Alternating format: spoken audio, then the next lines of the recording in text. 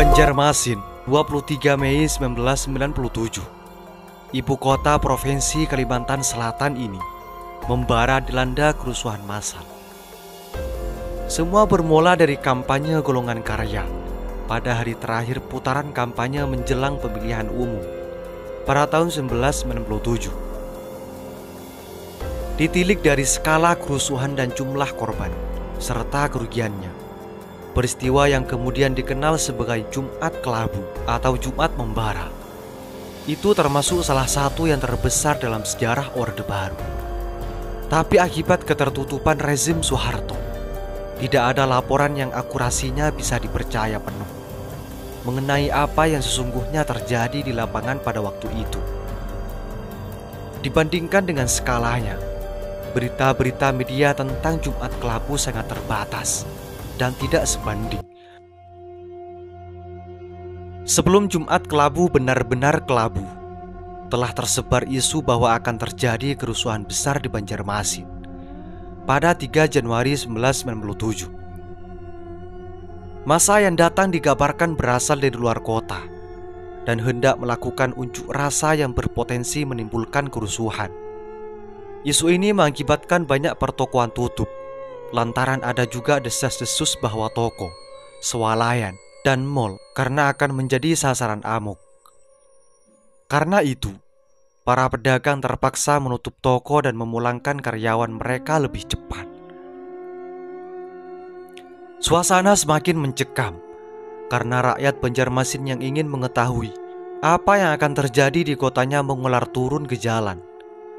Sementara itu, aparat keamanan dari Polda Kalsel, Korem 101 atau Antasari, Polresta, dan Kodim 1001 Banjarmasin juga dikerahkan untuk siap siaga mengantisipasi kerusuhan.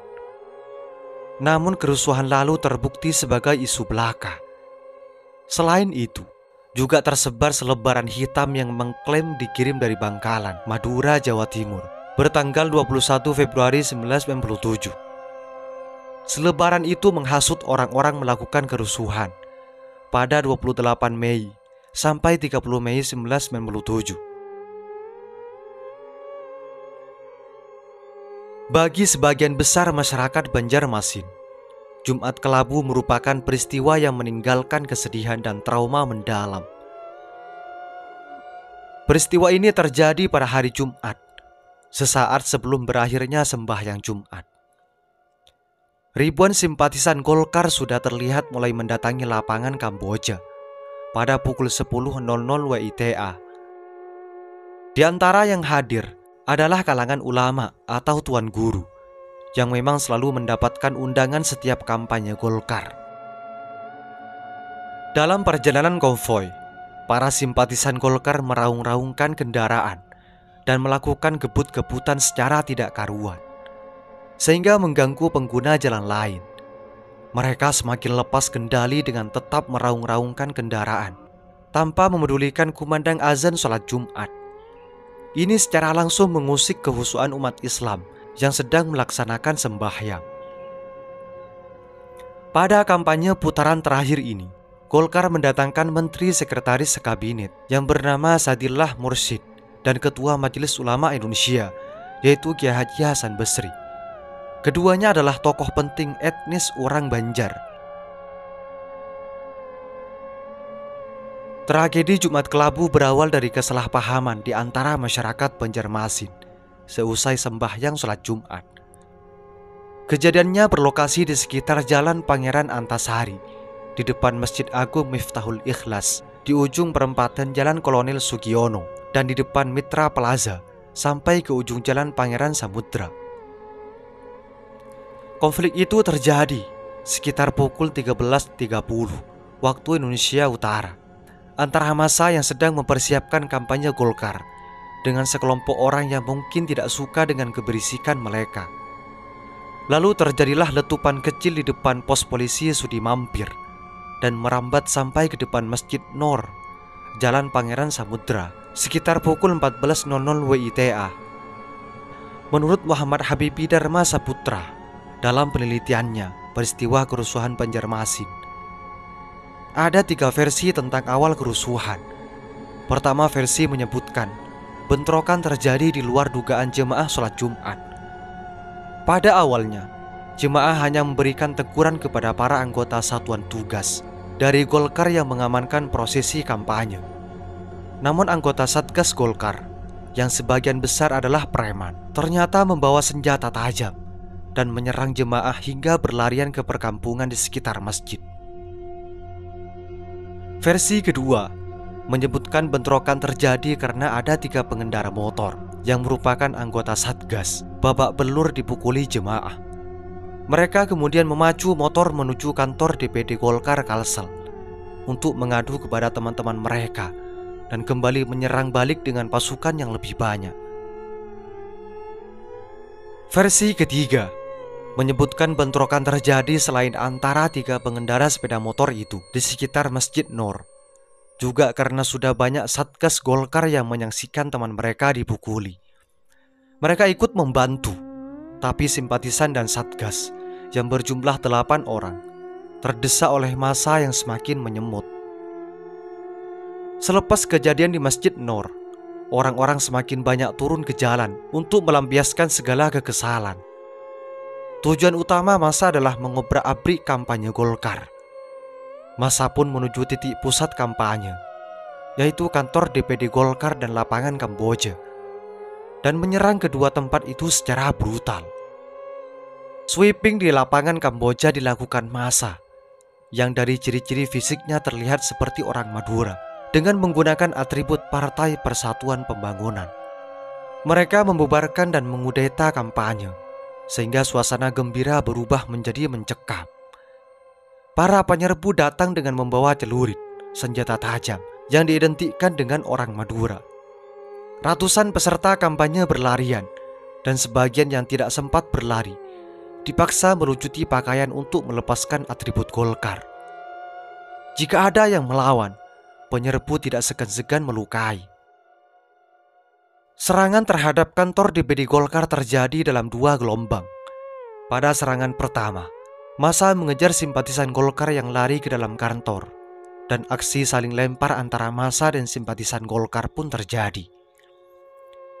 Karena kalah dalam jumlah massa, simpatisan Golkar lari terbirit-birit sebelum aparat keamanan berhasil meredakan amuk massa. 5 mobil milik simpatisan Golkar yang berada di kantor DPD turut dibakar. Serangan kedua terjadi pada pukul 18.00 WITA saat halaman depan gedung kantor masih mengepul akibat terbakarnya mobil pada serangan pertama. Pada serangan kedua ini, massa membakar bagian depan gedung dan memblokade jalan ke arah gedung itu. Tujuannya agar pemadam kebakaran tak dapat masuk. Saat bagian luar kantor DPD Golkar terkepung perusuh, sekitar pukul 14.15 WITA, di dalam gedung masih ada beberapa pengurus DPD Golkar Kalsel, yaitu Sulaiman HB Anang Yusni, Mahdiansyah Hadari, dan Ismaon HM. Di lantai 2, ruang bendahara masih terdapat seorang staf bernama Diah Irawati dan Kapten Masran. Sementara di balik pintu, ada seorang yang tidak dikenal masuk ke dalam ruangan. Orang itu ingin membawa Sulaiman, yang merupakan bendahara golongan karya, keluar dari gedung untuk menemukan Sa'dillah Mursyid, Kiai Haji Hasan Basri, dan Gubernur Kalsel Gusti Hasan Aman. Sulaiman menolak ajakan itu dan memutuskan untuk melompat tembok dinding beton di antara gedung Golkar ke gedung PLN Banjarmasin. Di sana ada Saifuddin AR yang sudah menyiapkan tangga darurat untuk menaiki tembok beton setinggi 3 meter. Sulaiman dan rombongan akhirnya memutuskan untuk bersembunyi di rumah Kapolda Kalsel, yaitu Kolonel Sanimbar. Sekitar 7 jam berada di sana, rombongan akhirnya memilih untuk berpindah ke Mapolda. Husnul Khotimah dalam kolektif memori Jumat Kelabu di Banjarmasin, perspektif resolusi konflik atas peristiwa 23 Mei 1997, menjelaskan bahwa setelah mengkudeta kampanye dengan menyerang kantor Golkar dan lapangan Kamboja dengan komando dari seorang yang tidak diketahui, massa menuju tempat-tempat ibadah. Sekitar pukul 14.00 WITA, Massa bergerak menuju ke arah gereja katedral. Mereka mengeluarkan semua isi gereja, merusak dan membakar kursi dan meja di tengah jalan. Massa sebenarnya hendak membakar gereja, namun gagal karena tembok gereja tersebut terbuat dari beton tebal. Massa kembali bergerak merusak dan membakar gereja HKBP, Hurian Kristen Batak Protestan, yang bersebelahan dengan kantor surat kabar Banjarmasin Pos. Turut dibakar juga rumah-rumah di belakang gereja yang merupakan perkampungan warga Tionghoa. Sementara kantor Banjarmasin Pos selamat dari api. Selain kedua gereja itu, menyusul kemudian tempat ibadah lainnya, seperti gereja Eben Ezer di Jalan Es Parman, gereja Santa Maria di Jalan Pekauman, gereja Pantekosta, gereja GKKA, dan gereja Kuning di Jalan Veteran, serta kelenteng di Jalan Pire Tendean. Di sepanjang jalan-jalan itu, hampir semua toko milik keturunan Tionghoa di bumi hanguskan oleh massa. Namun toko-toko milik orang Banjar selamat. Saat itu jalanan tertutup oleh pawai massa dengan atribut P3. Pada saat kejadian tengah berlangsung, banyak simpatisan Golkar dari luar kota berdatangan. Mereka tidak mengetahui bahwa telah terjadi kerusuhan di Banjarmasin.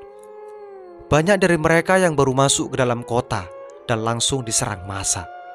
Sebagian lagi tidak sempat masuk karena ada imbauan dari masyarakat dan aparat, sehingga mereka bisa kembali dengan selamat ke rumah masing-masing. Tidak diketahui jelas dari mana datangnya, tapi kerumunan massa perusuh semakin lama makin membesar. Mereka datang dengan senjata tajam. Semua orang yang sudah terlanjur menggunakan atribut Golkar berlarian menyelamatkan diri. Ada pula yang lari ke rumah penduduk dan meminjam pakaian apa saja atau atribut P3. Yang gagal memperoleh atribut terpaksa membuang kaos yang dipakainya ke tepi jalan. Keadaan memang begitu mencekam, sampai-sampai ada beberapa orang berlarian hanya dengan mengenakan pakaian dalam. Para pemilik toko di Jalan Jati juga memasang bendera P3 di depan kios mereka untuk menghindarkan diri dari amukan massa. Setelah puas merusak dan membakar tempat-tempat ibadah, massa kemudian menjadikan pusat perbelanjaan dan hiburan sebagai sasaran amuk selanjutnya. Pertokoan di Jalan Lambung Mangkurat dan Pasar Lima menjadi sasaran utama. Selanjutnya gedung Junjung Buih Plaza yang berlantai 8, yang di dalamnya terdapat pusat perbelanjaan, Hotel Kalimantan, dan kantor-kantor perbankan dirusak, dijarah dan dibakar. Beberapa karyawan Bank Lipo yang sedang berusaha menyelamatkan uang nasabah dikalungi celurit oleh massa. Para penyerbu pun mengasak semua uang itu. Hermawan Sulisto dalam Anarki 6 Jam, rekonstruksi kerusuhan Jumat membara di Banjarmasin, mendedahkan bahwa massa mengincar Hotel Kalimantan karena mereka mengetahui di dalam hotel itu terdapat Kiai Haji Hasan Basri yang memang pada saat itu menjadi salah satu sasaran amuk massa. Kiai Haji Hasan Basri dan Sa'adillah Mursyid yang seharusnya ikut memeriahkan kampanye terpaksa mengurungkan niat. Jangankan menuju lokasi kampanye, untuk keluar dari hotel saja mereka kesulitan karena hotel sudah dikelilingi api. Rombongan ikut terkurung dalam kobaran api yang semakin besar. Tim evakuasi pun segera diterjunkan ke lokasi untuk menyelamatkan orang-orang yang masih terkurung di Hotel Kalimantan. Pada pukul 20.30 WITA, massa beramai-ramai ke arah supermarket Mitra, pusat pertokoan terbesar di Banjarmasin. Di gedung berlantai 4 ini terdapat toko-toko elektronik, komputer, diskotik, ruang pertemuan, showroom mobil mewah, toko buku Gramedia, KFC, bioskop 21, dan sarana hiburan anak-anak. Massa berhasil masuk dengan menerobos blokade keamanan dan kemudian menjarah pusat perbelanjaan di hiburan tersebut. Melihat amuk massa yang tidak terkendali, seluruh pegawai Mitra Plaza keluar menyelamatkan diri. Salah satu karyawati selamat karena dibantu aparat keamanan. Sebagian lagi keluar melewati pintu belakang sambil mengangkat tangan ke atas agar terhindar dari sasaran amuk. Massa terus mengamuk dan mengobrak-abrik isi gedung. Pada saat itu tersiar kabar bahwa pasukan keamanan diperbolehkan untuk menangkap dan menembak di tempat. Namun pasukan keamanan tidak melakukan apa-apa. Akhirnya massa yang lengkap dengan berbagai senjata tajam itu kian membabi buta. Khairus Salim HS dan Andi Ahdian dalam buku Amuk Banjarmasin meneroka bahwa pada pukul 22.00 waktu Indonesia Utara datang pasukan bantuan dari Kopassus untuk mengamankan keadaan yang semakin tidak terkendali. Versi pertama menyebutkan pasukan tersebut datang menggunakan 3 pesawat Hercules yang kemudian diturunkan di lapangan Kamboja. Versi kedua menyebutkan pasukan itu datang dengan menggunakan 3 helikopter yang diturunkan langsung di jembatan Mitra. Penelusuran awal Komnas HAM melaporkan bahwa tim investigasi tidak menemukan korban yang terkena tembakan dalam peristiwa itu. Namun perihal itu masih perlu ditelusuri lebih dalam. Karena ketika pasukan Kopassus mendarat di lapangan Kamboja, mereka kemudian bergerak mendekati Mitra Plaza dengan diiringi sebuah truk. Mereka menghalau dan menembaki massa yang masih ada di sekitar gedung, dan kemudian mengangkut mayat-mayat dengan truk. Sekitar pukul 23.00 WITA, saat massa di gedung Plaza sudah terkepung oleh pasukan Kopassus, massa lain menuju keluar kota dan menjadikan rumah-rumah calon legislatif Golkar sebagai sasaran amuk selanjutnya. Terbetik kabar bahwa massa membawa formulir berisi daftar calon tetap anggota Golkar. Ada 4 rumah yang dibakar, walau belum jelas apakah itu rumah caleg Golkar atau bukan. Sasaran lainnya adalah toko-toko milik orang Tionghoa di sepanjang jalan. Sebagian dirusak, sebagian hanya dilempari batu. Hampir semua toko di sepanjang jalan Ahmad Yani rusak berat dan api membumbung tinggi. Kali ini pasukan tidak lagi diam. Mereka mulai mengejar-ngejar dan mengamankan massa yang dianggap sebagai perusuh hingga keadaan kembali aman. Jumat Kelabu 23 Mei 1997 adalah drama tragis di penghujung kekuasaan diktator Soeharto. Hari itu Banjarmasin menjadi tong sampah besar di mana segala amuk ditumpahkan, sinisme diumbar, kebencian disalurkan, dan kesumat dilampiaskan.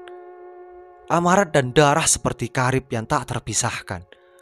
Ada yang terluka, ada yang kehilangan harta benda, bahkan ada yang kehilangan anggota keluarga.